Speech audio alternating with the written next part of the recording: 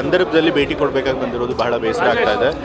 ಅಧಿಕಾರಿಗಳ ಹತ್ರ ನಾನು ಮಾಹಿತಿಗಳನ್ನ ತೆಗೆದುಕೊಂಡಿದ್ದೇನೆ.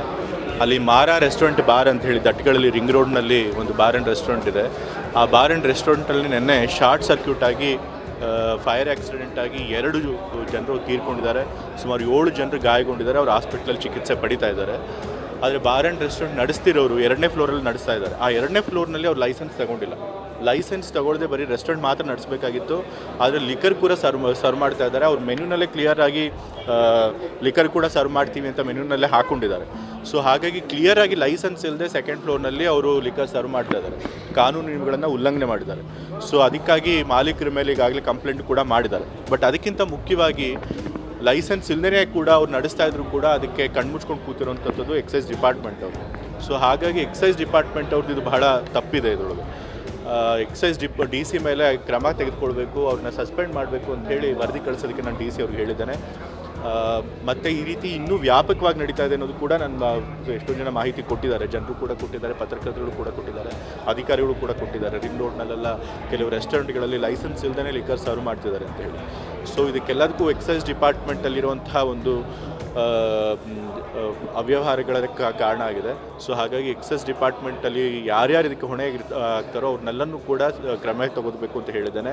ಪೊಲೀಸರಿಗೂ ಕೂಡ ಸೂಚನೆ ಕೊಟ್ಟಿದ್ದೇನೆ. ರಿಂಗ್ ರೋಡ್ನಲ್ಲಿ ಏನೇನು ರೆಸ್ಟೋರೆಂಟ್ಗಳಿರ್ತವೆ, ಬಾರ್ ಆ್ಯಂಡ್ ರೆಸ್ಟೋರೆಂಟ್ಗಳಿರ್ತಾರೆ, ಎಲ್ಲ ಕಡೆಗೂ ಭೇಟಿ ಕೊಟ್ಟು ವಿತೌಟ್ ಲೈಸೆನ್ಸ್ ಯಾರಾದರೂ ಲಿಕರ್ ಸರ್ವ್ ಮಾಡ್ತಿದ್ರೆ ಎಕ್ಸೈಸ್ ಇನ್ಸ್ಪೆಕ್ಟರ್ಗಳಿಗೆ ಸೇರಿಕೊಂಡು ನೀವು ಅಲ್ಲಿ ಹೋಗಿ ಭೇಟಿ ಕೊಟ್ಟು ಇನ್ಸ್ಪೆಕ್ಟ್ ಮಾಡಿ ವಿತೌಟ್ ಲೈಸೆನ್ಸ್ ಸರ್ವ್ ಮಾಡ್ತಿದ್ರೆ ಅಂಥವ್ರ ಮೇಲೆ ಕ್ರಮ ತೆಗೆದುಕೊಳ್ಬೇಕು ಅಂತ ಹೇಳಿದ್ದಾನೆ. ಮತ್ತು ಫೈರ್ ಸೇಫ್ಟಿ ಮೆಷರ್ಸು ಕೂಡ ಅಲ್ಲಿ ಯಾವುದನ್ನೇ ಮಾಡಿಲ್ಲ. ಆ ಮಾರಾ ರೆಸ್ಟೋರೆಂಟ್ ಯಾವುದೊಂದು ಆಫ್ರಿಕನ್ ಥೀಮ್ನಲ್ಲಿ ಮಾಡಿದ್ದಾರೆ. ಸೊ ಆಫ್ರಿಕನಲ್ಲಿ ಥೀಮಲ್ಲಿ ಮಾಡಿರೋದ್ರಿಂದ ಹುಲ್ಲು, ಬಿದಿರು ಆ ರೀತಿ ಇನ್ಫ್ಲೇಮೇಬಲ್ ಮೆಟೀರಿಯಲ್ಸ್ನ ಹೆಚ್ಚಾಗಿ ಬಳಸ್ಕೊಂಬಿಟ್ಟಿದ್ದಾರೆ. ಆದರೆ ಫೈರ್ ಸೇಫ್ಟಿ ಮೆಷರ್ಸ್ ಯಾವುದೂ ಇಟ್ಕೊಂಡಿಲ್ಲ. ಸೊ ಹಾಗಾಗಿ ಸಣ್ಣ ಶಾರ್ಟ್ ಸರ್ಕ್ಯೂಟ್ ಆದ ತಕ್ಷಣ ಅದು ಬೆಂಕಿ ಬೇಗ ಸ್ಪ್ರೆಡ್ ಆಗೋಗ್ಬಿಟ್ಟಿದೆ.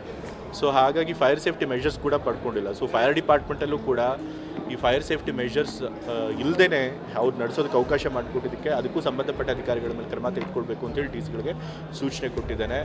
ಮೈಸೂರಿನಲ್ಲಿ ಕಮರ್ಷಿಯಲ್ ಕಾಂಪ್ಲೆಕ್ಸ್ಗಳಲ್ಲೇ ಇರಲಿ, ಎಲ್ಲ ಕಮರ್ಷಿಯಲ್ ಕಾಂಪ್ಲೆಕ್ಸಸ್ಸು ಕೂಡ ಈ ಫೈರ್ ಸೇಫ್ಟಿ ಮೆಷರ್ಸ್ನ ಸರಿಯಾಗಿ ಪಾಲಿಸಿದಾರಾ ಇಲ್ವಾ ಅದನ್ನು ಕೂಡ ಅಧಿಕಾರಿಗಳು ಇನ್ಸ್ಪೆಕ್ಟ್ ಮಾಡಬೇಕು ಅಂತ ಹೇಳಿದರು. ಅಂದರೆ ಈಗ DC ಅವರ ಸಸ್ಪೆನ್ಷನ್ಗೆಲ್ಲ ತಾವು ಒತ್ತಾಯ ಮಾಡ್ತಾರೆ. ಈಗಾಗಲೇ ಕ್ಲಿಯರಾಗಿ ಅವರು ಲೈಸೆನ್ಸ್ ಇಲ್ಲದೆ ನಡೆಸ್ತಾ ಇದ್ದಾರೆ. ಅದಕ್ಕೆ ಹೊಣೆಗಾರಿಕೆ ಅವರೇ ಒಪ್ಕೋಬೇಕಾಗುತ್ತೆ. ಅವ್ರು ಕೇಳಿದ್ರೆ ಹಿಂಬರಹ ಕೊಟ್ಟಿದ್ದೆ ಅಂತ ಹೇಳಿದಾರಂತ. ಅವ್ರು ಅಪ್ಲೈ ಮಾಡಿದ್ದಾರೆ ನಮ್ಗೆ CL9 ಬೇಕು 2nd ಫ್ಲೋರ್ಗೆ ಅಂತ ಹೇಳಿ. ಬಟ್ ಇವರು ಅದನ್ನು ತಿರಸ್ಕರಣೂ ಮಾಡಿಲ್ಲ, ಅದಕ್ಕೆ ಲೈಸೆನ್ಸು ಕೊಟ್ಟಿಲ್ಲ. ಬದಲಾಗಿ ಹಿಂಬರಹ ಕೊಟ್ಬಿಟ್ಟು ಬಿಟ್ಬಿಟ್ಟಿದ್ದಾರೆ. ಸೊ ಅದು ಕ್ಲಿಯರಾಗಿ ಕಾನೂನು ಉಲ್ಲಂಘನೆ ಆಗುತ್ತೆ. ಸೊ ಅದೇ ಅವರೇ ಹೊಣೆಗಾರಿಕೆ ಆಗಬೇಕಾಗುತ್ತೆ. ಸೊ ಅವ್ರ ಮೇಲೆ ನಾವು ಕ್ರಮ ತೆಗೆದುಕೊಳ್ಳಿ ಅಂತ ಹೇಳಿ ಸರ್. ಯಾವುದು ಅಂದರೆ ರೆಸ್ಟೋರೆಂಟ್ಗೆ ಹೋಗಿ ಬಾಟಲ್ ತಗೊಂಡೋಗಿ ಕುಡಿಯುವಂಥದ್ದು ಇದೆಲ್ಲ ಓಪನ್ ಆಗಿ ಇನ್ಸ್ಟಾಗ್ರಾಮಲ್ಲಿ ಅವರು ಈಗ ನನಗೆ ಅದಕ್ಕೆ ಹೇಳಿದ್ನಲ್ಲ, ನನಗೆ ಮಾಹಿತಿ ಬಂತು ಕೆಲವು ರೆಸ್ಟೋರೆಂಟ್ಗಳಲ್ಲಿ ಈ ರೀತಿ ಲೈಸೆನ್ಸ್ ಇಲ್ಲದೇ ಲಿಕರ್ ಸರ್ವ್ ಮಾಡೋದು ಮತ್ತು ಗ್ರಾಹಕರೇ ತೆಗೆದುಕೊಂಡು ಹೋಗಿ ಲಿಕರ್ನಲ್ಲಿ ಕುಡಿಯುವಂಥದ್ದು ನಡೆಯುವಂಥ ಘಟನೆಗಳು ನಡೀತಾ ಇದ್ದಾವೆ ಅಂತ ಹೇಳಿದ್ದಾರೆ. ಅಧಿಕಾರಿಗಳು ಹೇಳಿದರೆ, ಬೇರೆಯವ್ರು ಮಾಹಿತಿ ಕೊಟ್ಟಿದ್ದಾರೆ. ಸೊ ಹಾಗಾಗಿ ಆ ಒಂದು ಪ್ರಾಕ್ಟೀಸ್ ನಿಲ್ಲಬೇಕು. ಅದು ಕಾನೂನು ಬಾಹಿರ. ಎಲ್ಲಿ ಲೈಸೆನ್ಸ್ ಇರುತ್ತೆ ಅಲ್ಲಿ ಮಾತ್ರ ಲಿಕರ್ ಕುಡಿಬೇಕು. ಇಲ್ಲ ಬರೀ ರೆಸ್ಟೋರೆಂಟ್ಗಳಲ್ಲಿ ಗ್ರಾಹಕರೇ ತೆಗೆದುಕೊಂಡು ಹೋಗಲಿ ಅಥವಾ ಮಾಲೀಕರೇ ಸರ್ವ್ ಮಾಡಲಿ, ಅದು ಕಾನೂನು ಬಾಹಿರ ಆಗುತ್ತೆ. ಸೊ ಅಂಥವ್ರ ಮೇಲೆ, ಅಂಥ ರೆಸ್ಟೋರೆಂಟ್ಗಳ ಮೇಲೆ ನಾವು ಸ್ಟ್ರಿಕ್ಟಾಗಿ ಕ್ರಮ ತೆಗೆದುಕೊಳ್ತೀವಿ. ಹೌದು, ಅದು ಒಂದು ಬೇರೆ. ಆಸ್ಪತ್ರೆ ಪಕ್ಕನೇ ಇದೆ, ಆದರೂ ಕೂಡ ಲೈಸೆನ್ಸ್ ಕೊಟ್ಟಿದ್ದಾರೆ. ಸೊ ಹಾಗಾಗಿ ಇದ್ರೊಳಗೆ ಎಕ್ಸೈಸ್ ಡಿಪಾರ್ಟ್ಮೆಂಟ್ ಅವ್ರದ್ದು ಭಾಳ ತಪ್ಪಿದೆ ಇದ್ರೊಳಗೆ. ಸೊ ಹಾಗಾಗಿ ಅವ್ರ ಮೇಲೆ ಕ್ರಮ ತೆಗೆದುಕೊಳ್ಬೇಕು ಅಂತ ಸೂಚಿಸಿದ್ದೀನಿ. ಮತ್ತು ಇಂಥ ಘಟನೆಗಳು ಮರುಕಳಿಸಬಾರ್ದು ಅಂತ ಕೂಡ ಅಧಿಕಾರಿಗಳಿಗೆ ಹೇಳಿದೆ. ಸರಿಯಾಗಿ ಲೈಸೆನ್ಸು ಕೊಡಬೇಕಾದ್ರೆ ಎಲ್ಲ ರೂಲ್ಸ್ನು ಫಾಲೋ ಮಾಡಬೇಕು. ಆ ರೂಲ್ಸ್ನ ಫಾಲೋ ಮಾಡಿ ಮಾತ್ರ ಲೈಸೆನ್ಸ್ ಕೊಡಬೇಕು. ಅಕ್ರಮವಾಗಿ ನಡೆಸ್ತಿರೋರ ಮೇಲೆ ಕ್ರಮ ತೆಗೆದುಕೊಳ್ಬೇಕು ಅಂತ ಹೇಳಿ ನಾನು ಬಹಳ ಕಟ್ಟುನಿಟ್ಟಿನಿಂದ ಅಧಿಕಾರಿಗಳು ಸೂಚನೆ ಕೊಡ್ತೀನಿ. ಏನಾದ್ರು ಒಂದು ಸುಧಾರಣೆ ಆಗಬೇಕು ಅಂದರೆ ಯಾವ್ದಾದ್ರು ಒಂದು ಇಬ್ಬರು ಸಾಯ್ಬೇಕು, ಒಂದು ಏನಾದ್ರು ಆ ಪರಿಸ್ಥಿತಿ ಆಗ್ಬಿಡುತ್ತೆ. ಅದಕ್ಕೆ ಮೊದಲೇ ಎಚ್ಚೆತ್ತುಕೊಳ್ಳೋಂಥದ್ದಕ್ಕೆ ಈಗ ಅಧಿಕಾರಿಗಳು ಸರಿಯಾಗಿ ಕೆಲಸ ಮಾಡ್ತಾರೆ ಅನ್ನೋ ನಂಬಿಕೆ ಇರುತ್ತೆ ನಮ್ಗೆ. ಅನ್ಲೆಸ್ ಏನಾದರೂ ಯಾರಿಂದಾದ್ರೂ ಕಂಪ್ಲೇಂಟ್ ಬರದೇ ಹೋದರೆ ನಾವು ಅದ್ರ ಮೇಲೆ ಕ್ರಮ ತೆಗೆದುಕೊಳ್ಳೋಕ್ಕಾಗಿರೋದಿಲ್ಲ. ಯಾಕೆಂದರೆ ನಾವೆಲ್ಲ ಕಡೆ ಹೋಗಿ ನೋಡೋದಿಲ್ವಲ್ಲ. ಸೊ ಹಾಗಾಗಿ ಈ ಥರ ಘಟನೆಗಳು ನಡೆದಾಗ, ದುರದೃಷ್ಟವಶ ಇಂಥ ದೊಡ್ಡ ಘಟನೆಗಳು ನಡೆದು ಸಾವು ಆದಾಗ ನಮ್ಮ ಗಮನಕ್ಕೆ ಬಂದು ಕ್ರಮ ತೆಗೆದುಕೊಳ್ಬೇಕಾದಂಥ ಪರಿಸ್ಥಿತಿ ಆಗೋಗ್ಬಿಟ್ಟಿದೆ. ಇದು ಈ ರೀತಿ ಆಗಬಾರ್ದಾಗಿತ್ತು. ಬಟ್ ಇನ್ಮೇಲೆ ಈ ರೀತಿ ಆಗದೇ ನೋಡ್ಕೊಳ್ತೇವೆ. ನಾನು ಮುಖ್ಯಮಂತ್ರಿಗಳ ಹತ್ರ ಮಾತನಾಡಿದ್ದೆ ನಿನ್ನೆ. ಮುಖ್ಯಮಂತ್ರಿ ಪರಿಹಾರ ನಿಧಿಯಿಂದ ಒಂದು ಏನಾದರೂ ಪರಿಹಾರ ಘೋಷಣೆ ಮಾಡಿ ಅಂತ ಅವ್ರು ಹೇಳಿದ್ದಾರೆ, ಪರಿಹಾರ ಘೋಷಣೆ ಮಾಡ್ತೀನಿ ಅಂತ ಹೇಳಿ. ಮೊತ್ತ ಇನ್ನೊಂದು ಸರಿ ಕನ್ಫರ್ಮ್ ಮಾಡ್ಕೊಂಡು ಮುಖ್ಯಮಂತ್ರಿಗಳ ಜೊತೆಗೆ ನಾನು ಘೋಷಣೆ ಮಾಡ್ತೀನಿ. ಚುನಾವಣೆ ಪ್ರಿಪ್ರೇಷನ್ಸ್ ಎಲ್ಲ ಹೇಗಿರ್ತಾರೆ ಇವತ್ತೆಲ್ಲ ರೆಸಾರ್ಟ್ ಹೋಗ್ತಾರೆ ಕಾಂಗ್ರೆಸ್ ಅಲ್ಲಿ ರೆಸಾರ್ಟ್ನಲ್ಲಿ CLP ಸಭೆ ನಡೆಸೋರು ಇದ್ದಾರೆ ಇವತ್ತು. ಸೊ ಹಾಗಾಗಿ ನಾನು ಹೋಗಿ CLP ಸಭೆನ ಅಟೆಂಡ್ ಮಾಡ್ತೇನೆ. ಬಟ್ ಪ್ರತಿ ಚುನಾವಣೆಯಲ್ಲಿ ಹೇಗೆ ತಯಾರಿ ಮಾಡ್ತಾರೋ ಆ ರೀತಿಯ ಸಿದ್ಧತೆ ಮಾಡ್ಕೊಂಡಿದ್ದಾರೆ. ನಮ್ಮೆಲ್ಲ ಶಾಸಕರು, ನಮ್ಮ ವರಿಷ್ಠರು ಏನು ಸೂಚನೆ ಕೊಟ್ಟಿರ್ತಾರೆ ಅದ್ರ ಪ್ರಕಾರ ಓಟ್ ಹಾಕ್ತಾರೆ. 4 ಇದೆ 5ನೇ ಪ್ಲೇಸ್ಗೆ ಏನಾದರೂ ಟ್ರೈ ಮಾಡ್ತಾರೆ? 5ನೇ ಯಾವುದು 4 ಸ್ಥಾನಗಳಿಗೆ ಮತ್ತೊಂದಕ್ಕೆ ಈಗ ವಿನಯ್ ಕಾರ್ತಿಕ್ ಅವ್ರನ್ನೇ ನಾವು ಹಾಕಿದ್ದೀವಲ್ಲ 5ನೇ ಪ್ಲೇಸ್ಗೆ. ಸೊ ಹಾಗಾಗಿ ಪ್ರಯತ್ನ ಮಾಡ್ತಾ ಇದ್ದೀವಿ.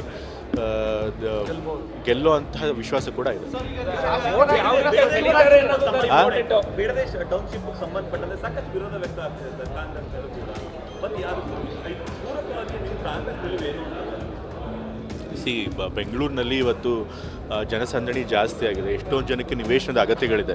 ಸ್ಪ್ರೆಡ್ ಔಟ್ ಆಗಬೇಕು ಬೆಂಗಳೂರಲ್ಲಿರುವಂಥ ಪಾಪ್ಯುಲೇಷನ್. ಸೊ ಹಾಗಾಗಿ ಹತ್ತಿರದಲ್ಲಿ ಬಿಡದಿನ ತನಕ ಬೆಂಗಳೂರನ್ನ ವಿಸ್ತರಣೆ ಮಾಡಬೇಕಂತ ಅವಶ್ಯಕತೆ ಅಂತೂ ಇದೆ. ಆದರೆ ರೈತರ ಜೊತೆ ಮಾತನಾಡಿ ಅವ್ರನ್ನೂ ಕೂಡ ವಿಶ್ವಾಸಕ್ಕೆ ತೆಗೆದುಕೊಂಡು ಸರ್ಕಾರ ಒಂದು ಅವ್ರಿಗೆ ಏನು ಸರಿಯಾದಂಥ ಪರಿಹಾರ ಕೊಡಬೇಕು ಅದನ್ನು ಕೊಟ್ಟು ಖಂಡಿತ ಆ ಕೆಲಸ ಮಾಡ್ತಾರೆ. ನನಗೆ ಮಾಹಿತಿ ಇರೋ ಪ್ರಕಾರ ಬಹಳಷ್ಟು ರೈತರು ಈ ಒಂದು ಬಿಡದಿ ಟೌನ್ಶಿಪ್ ಪರವಾಗಿದ್ದಾರೆ. ಆಲ್ಮೋಸ್ಟ್ 80% ಜನ ಪರಿಹಾರ ತೆಗೆದುಕೊಳ್ಳೋಕೆ ರೆಡಿ ಇದ್ದಾರೆ. ಯಾಕೆಂದರೆ ಒಳ್ಳೆ ಮೊತ್ತದ ಪರಿಹಾರನೇ ಸರ್ಕಾರ ಕೊಡ್ತದೆ ನನಗೆ ಗೊತ್ತಿರೋ ಮಾಹಿತಿಯ ಪ್ರಕಾರ. ಸೊ ಹಾಗಾಗಿ ರೈತರು ಬಹಳಷ್ಟು ಜನ ಇದಕ್ಕೆ ಸಮ್ಮತಿ ಇದೆ ಅವ್ರಿಗೆ. ಬಟ್ ಆದರೆ ಎಲ್ಲೋ ಕೆಲವ್ರು ಮಾತ್ರ ಇದಕ್ಕೆ ವಿರೋಧ ವ್ಯಕ್ತಪಡಿಸ್ತಾ ಇದ್ದಾರೆ. ಅದನ್ನು ಕೆಲವ್ರ ಮಾತಿಗೆ ಕೇಳಿ ಪ್ರಾಜೆಕ್ಟ್ಗಳನ್ನ ಬಿಡೋದಕ್ಕಾಗೋದಿಲ್ಲ. JDS ಅವರು ಇದರಲ್ಲಿ ರಾಜಕೀಯ ಮಾಡುವಂಥ ಪ್ರಯತ್ನ ಮಾಡ್ತಾರೆ.